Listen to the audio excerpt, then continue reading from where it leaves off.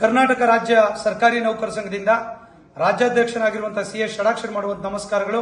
ರಾಜ್ಯದ ಸಮಸ್ತ ಸರ್ಕಾರಿ ನೌಕರರನ್ನ, ಅಧಿಕಾರಿಗಳನ್ನ, ಎಲ್ಲ ನಿಗಮ ಮಂಡಳಿ, ಪ್ರಾಧಿಕಾರ, ಸ್ವಾಯತ್ತ ಸಂಸ್ಥೆ, ಅನುದಾನಿತ ಸಂಸ್ಥೆಗಳ ಎಲ್ಲ ನನ್ನ ಸ್ನೇಹಿತ ಬಂಧುಗಳನ್ನು ಕೂಡ ಈ ಒಂದು ರಾಜ್ಯ ಸರ್ಕಾರಿ ನೌಕರ ಮಹಾಸಮ್ಮೇಳನಕ್ಕೆ ಆತ್ಮೀಯವಾಗಿ ಆಹ್ವಾನವನ್ನು ಮಾಡ್ತಾ ಇದ್ದೇನೆ. ಇದೇ 27ನೇ ತಾರೀಕು ಮಂಗಳವಾರ ಅರಮನೆ ಮೈದಾನ ಬೆಂಗಳೂರು ಇಲ್ಲಿ ಅದ್ಭುತವಾಗಿರುವಂತಹ, ಅದ್ದೂರಿಯಾಗಿರುವಂತಹ, ಹಿಂದೆಂದೂ ಕಾಣದಂತಹ ಒಂದು ಶತಮಾನೋತ್ಸವದ ಸಂಭ್ರಮದ ರಾಜ್ಯ ಸರ್ಕಾರಿ ನೌಕರ ಮಹಾಸಮ್ಮೇಳನ ಆಯೋಜನೆ ಮಾಡಿದ್ದೇವೆ.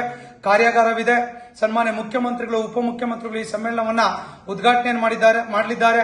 ಎಲ್ಲ ಸಚಿವರು ಕೂಡ ಈ ಸಂದರ್ಭದಲ್ಲಿ ಉಪಸ್ಥಿತರಿರ್ತಾರೆ. ನಮ್ಮೆಲ್ಲರ ಜ್ವಲಂತ 7ನೇ ವೇತನ ಆಯೋಗ, NPS OPS ಮಾಡುವಂತದ್ದು ಮತ್ತೆ ಆರೋಗ್ಯ ಯೋಜನೆ ಜಾರಿಗೆ ತರುವಂತಹ 3 ವಿಚಾರಗಳಿಟ್ಕೊಂಡು ಈ ಸಮ್ಮೇಳನವನ್ನು ನಾವು ಹಕ್ಕೊತ್ತಾಯ ಸಮ್ಮೇಳನವನ್ನಾಗಿ ಕೂಡ ನಾವು ಮಾಡ್ತಾ ಇದ್ದೇವೆ. ತಾವೆಲ್ಲರೂ ಕೂಡ ಬರ್ತಾ ಇದ್ದೀರಾ. ಬಹುಶಃ ತಾಲೂಕು ಜಿಲ್ಲೆಗಳಿಂದ ನಮ್ಮ ಜಿಲ್ಲಾ ತಾಲೂಕು ಅಧ್ಯಕ್ಷರು ಕೊಟ್ಟಂತ ಮಾಹಿತಿ ಪ್ರಕಾರ 2 ಲಕ್ಷ ನೌಕರು ಕೂಡ ಈ ಸಮ್ಮೇಳನದಲ್ಲಿ ಭಾಗವಹಿಸ್ತಾ ಇದ್ದಾರೆ. ಬಹುಶಃ ಈ ಕಾರ್ಯಕ್ಕೆ ಯಶಸ್ಸಿನಿಂದ ಶ್ರಮಿಸಿರುವಂತಹ ಎಲ್ಲ ಜಿಲ್ಲಾ ತಾಲೂಕು ಅಧ್ಯಕ್ಷರಿಗೆ ಅಭಿನಂದನೆಗಳನ್ನು, ಅವರು ಪದಾಧಿಕಾರಿಗಳನ್ನ ಸಲ್ಲಿಸಲಿಕ್ಕೆ ಬಯಸ್ತಾನೆ.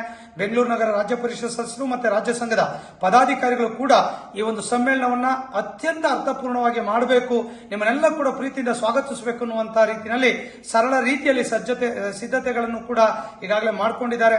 ತಾವೆಲ್ಲರೂ ಕೂಡ ಅತ್ಯಂತ ಪ್ರೀತಿ, ಸಂತೋಷ, ತಾಳ್ಮೆ, ಸಹನೆಯಿಂದ ಈ ಸಮ್ಮೇಳನದಲ್ಲಿ ಭಾಗವಹಿಸಬೇಕು. ಈ ಸಮ್ಮೇಳನವನ್ನು ಯಶಸ್ವಿಗೊಳಿಸಬೇಕು.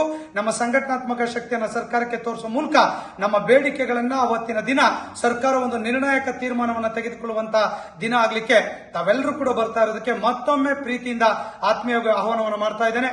ಇಂತಿ ನಿಮ್ಮ ಪ್ರೀತಿಯ ಸಿಎಸ್ ಷಡಾಕ್ಷರಿ, ರಾಜ್ಯಾಧ್ಯಕ್ಷರು, ಕರ್ನಾಟಕ ರಾಜ್ಯ ಸರ್ಕಾರಿ ನೌಕರ ಸಂಘ ಬೆಂಗಳೂರು. ನಮಸ್ಕಾರ.